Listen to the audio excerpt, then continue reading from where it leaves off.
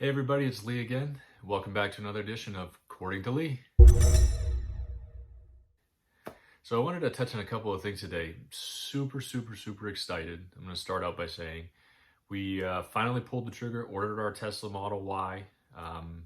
We ordered the Midnight Silver Edition after scheduling a couple of things and going through a couple of online stuff and new experiences with it. We are officially counting down the time. I think we're at about 6 weeks, maybe, give or take, something like that. And I wanted to kind of talk about a couple of things that we experienced while doing it. So the whole process was unique to me anyway. It started out all online. It's all, I kind of talked about it in a previous video that they don't have showrooms. They have, or they don't have dealerships, I should say. They have showrooms. So instead of having sales reps and products or cars everywhere for you to look at, you're basically seeing bare bones. You know, they have the 3 vehicles in the showroom. I think they had a Model S, a Model X, and the new Model Y. Previously, they had a Model 3 in there as well. And then the lot has maybe 10 total vehicles. In fact, some of them I think were vehicles that people brought in to get fixed, and a couple of them they used for test drives. But for the most part, pretty empty. It's real kind of bare bones. And the people in there, they're not even salespeople. They're called product specialists. So there's no pushy sales, no try to add on anything like, none of these add-ons, any of these, real gimmicky kind of sales things. In fact, everything started online, even the test drive part of it. I went onto the Tesla website, tesla.com, and I'll kind of walk you through that a little bit. You decide on the vehicle you want, and then you click schedule test drive. And then basically you can talk to somebody about it via chat, or you can just pick your location, pick a date, put your name in there, and that's it. So we showed up about 10 minutes before it started. So we get to the dealership, figure out what we were supposed to do. There's signs on there. You have to have a mask on, that sort of thing. You kind of check in at this booth sort of thing. And then basically you wait. So you get 20 minutes for the test drive and you have a 30-minute slot. So as soon as you return, they went out there, COVID procedures. They cleaned everything. They wiped everything down. They had disinfected the entire vehicle from the previous test drive. And then you're off. They give you a quick rundown if you had any questions on how to drive it, how to start it, that sort of thing.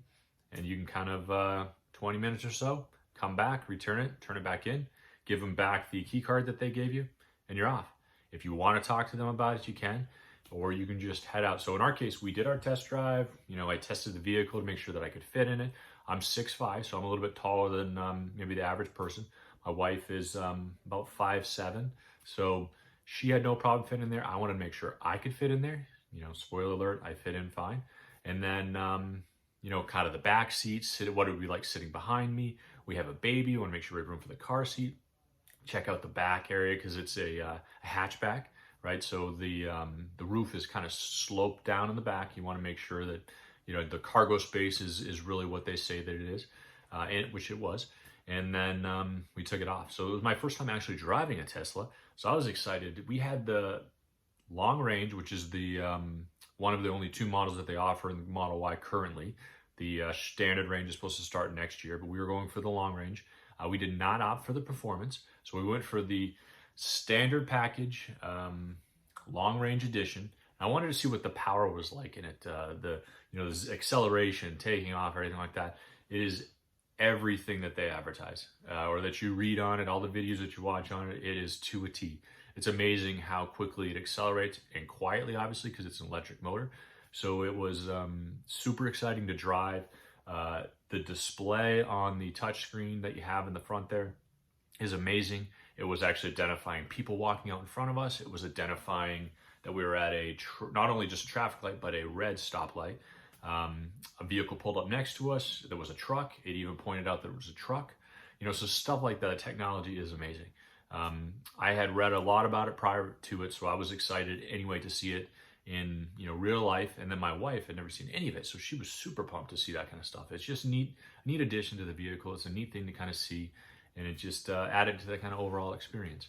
So we did the test drive, then we came back to the dealership, the showroom, and we spoke to the product specialist. Very low pressure. He didn't even try to push anything on us. He even said, I can help you through the process if you want to, or you can go home and just order it online, whatever you want to do. So it was real basic, no hassle, none of that stuff. So, I'm not comfortable at dealerships anyway. I don't like the heavy sales push. I don't like, going to finance. Let me talk to my manager, like that kind of stuff. I don't have time for it. I don't want to deal with it. So Tesla was definitely to the point. You can either buy it or not. It's up to you. We hope that you enjoyed the test drive and, kind of carry that with you if you don't want it. So it became a, real comfortable experience. We left the dealership after the test drive. We were certainly excited about it for sure. So, we waited a day to make ourselves feel like we were making a decision on it, and then we went online. So you can kind of see here that the online process is super simple too. There isn't a lot of options to pick anyway. You pick the range of the vehicle that you want. You pick the color that you want. In this case, the white is free. Every other color is $1,000. That part's a little odd to me, just because you don't typically pay more for a color of paint, but in this case you do. So, which is probably how they keep their prices down, I guess. I don't know. But we picked the color that we wanted, and then you pick a couple extra features. If you want the performance, you want special tires, you can pay for all that. As you see here, you can add that to it, essentially change the model that you have a little bit, or at least the specs of it. And then the interior, you either have black or white. Those are your two choices. We went with black. Black is the free option. It wasn't necessarily because it was free, but we have a baby, we have a dog, and the materials inside are amazing. They're easy to clean, all that kind of stuff. It is a vegan leather material, so it's not real leather, but it is supple and soft, as you would expect. However, it was a little odd that it's not real leather, but I was fine with that too. And I have seen that you can clean the white easily, but I wear jeans all the time, and I just didn't want to have to deal with it. And then on top of that, with the baby and the food, and even though we're not going to eat in the car, I'm sure she's going to sneak some food in there for it too. So I just don't want to have to worry about it. We like the black, and with the midnight gray exterior and the chrome delete package on the outside, covering the handles and stuff like that, the gray, or the really dark gray, with the black and the black interior, I thought looked great. We're going to tint the windows pretty dark, and we're going to put on ceramic coating in the clear bras. So all that stuff I'll talk about a little bit later on as well. But in general, I really like the way that it came together. I like the way that it looks, and that's kind of what we went for there. So then, in addition to that, you can add full self-driving, which full disclosure isn't really available yet, because even though it is an enhanced, kind of autopilot type of thing, it is not full self-driving. And outside of what they are eventually going to add, they don't have it yet, and I didn't want to, kind of pony up the extra $8,000 from the start to kind of add something that might be coming down the road. So if it does end up coming down the road, it's what it's supposed to be, then we'll probably add it at that point. Of course, there is the disclaimer that it will be more expensive if you don't do it when you order. So we did not opt for that, which kind of took the price tag down a little bit. And then we basically we decided to finance the loan, I guess, which Tesla will find a bank to finance for you. So you don't have to do anything there either, which is nice. And then you just basically put your $100 deposit down, which is all that's required at this moment for the Model Y. And then that's it. In fact, it's so much like clearly that's it, that you didn't hear anything.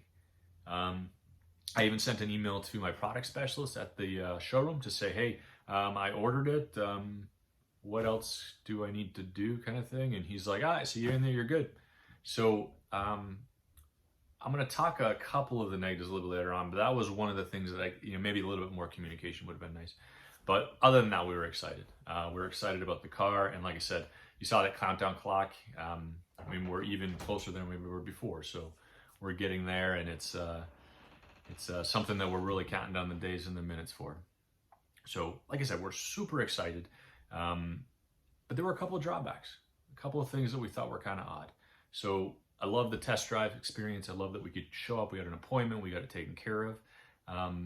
The downside, when you're ordering it, and you can kind of see the breakdown of everything that you had to pay for it, it automatically shows you the potential savings, which used to include a $7,500 government EV vehicle credit, which is completely gone now. And then it also says it may vary by state. Now, my state doesn't offer any sort of EV savings. In fact, they charge you an extra $200 every time you register the car, which is a bit of a downside, just because you don't think of that sort of thing. So that is an added expense with it. In addition, there's a $1,200 trip charge or destination fee, I guess they used to charge at other dealerships, that you automatically have to pay no matter what. Even if you buy it in California where they're made, you still have to pay the $1,200 destination fee, which is odd to me, but that's not included in the price, and that shows up at the end when they're giving you your total monthly payment. In addition to that, taxes and licensing fees are not included. Now I know that you always have to pay that, and a lot of dealerships like to hide that till the very end when they recalculate your monthly payments, but it would have been nice to know up front, just to get a better feel for how much we were going to be paying. In the end, it added $10 or $15 a month to it, which wasn't huge, and like I said, I know you have to pay the taxes on it, but knowing ahead of time would have been nice. It would have been nice to be able to get that kind of in the mix. But outside of that, I mean, the breakdown of it, it's pretty close to what we thought it was going to cost. It's pretty close to, what we wanted to spend, I guess, in that sense. And so the payment part of it wasn't too bad. It took them about 2 days to get back to us, which we ordered on a Sunday, and I know it's not a business day. So, by Tuesday, I just didn't hear anything in between. And then all of a sudden I get an email saying, in fact, I didn't even get an email on the financing part. I got an email from the product specialist telling me about some stuff, letting me know that we couldn't use the referral credit in Ohio because it's not something that they offer here apparently, or the state doesn't allow it, I should say. And then, he kind of told me a little bit about it. We asked him for a different delivery date, or at least a date around a certain range when we thought we would need it, and he said he could accommodate that. But that was basically it. Another day or two went by, I didn't hear anything, and then I went on the Tesla website, logged into my account that you had to create for yourself, which is nice to have everything kind of there. It has my car in there, it's got the VIN number in there, which is great. It gives me my referral code outside of Ohio that I can give to people and use and stuff like that. And then it just said, hey, you got financing through this company or through this bank.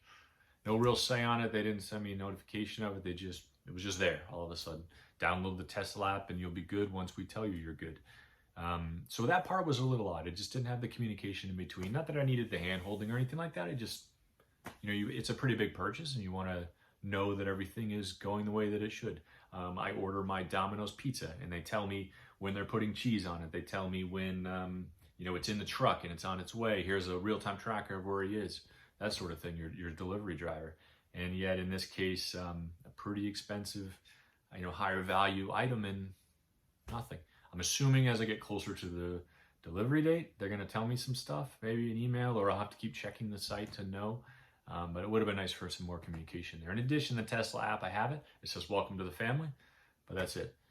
Nothing like we're building your car, nothing like we can't wait for you to drive it, anything like that, or why don't you start exploring it. In fact, I had to get the product specialist to send me a PDF of the manual. Not that it was a super fun read, but so I could just kind of read through the features that maybe I didn't know were there. Stuff like that. That was, kind of leaves you out in the dark a little bit. All in all though, even with that stuff, even with some of the downside, the experience was positive. I'm super excited. I can't wait. We can't wait to have our car. We can't wait till it gets here. We can start driving and stuff like that. So, would I do it again down the road? We would. We talked about if we ever needed another car, maybe we'd get a Model 3 or something like that. So assuming that we love the vehicle once we get it and we find that it fits into our life perfect with range, with size, space, that sort of thing. Our next vehicle, I can't say that we wouldn't get another Tesla, especially at this point. We really like the experience and stuff like that. Now there's stuff that we're nervous about. We're nervous about the, any paint defects, any panel gaps, the repair shop experience, stuff like that. I hear it's great. I just want to experience it for myself, so we're nervous about that kind of stuff. And then, of course, the first road trip with the range anxiety, the first road trip with space and storage, stuff like that. But, that stuff's going to be coming down the road, and we'll deal with it as it comes. But there's more, excitement than nervousness, for sure. We're definitely looking forward to it, and we can't wait for it to get here. So I wanted to... throw it out to you guys. If you like this video, if you like the videos like this, make sure you snap a like on this at the bottom or click it. Also, subscribe to the channel. I'm going to be putting more and more videos on here as my experience rolls through. The actual delivery experience, things I need to do to get ready for it, like installing the charger, stuff like that. So go ahead and subscribe to the channel. Check out more videos if you like what you're seeing, and appreciate you guys watching, and thanks for taking the time. Hope you guys have a great day.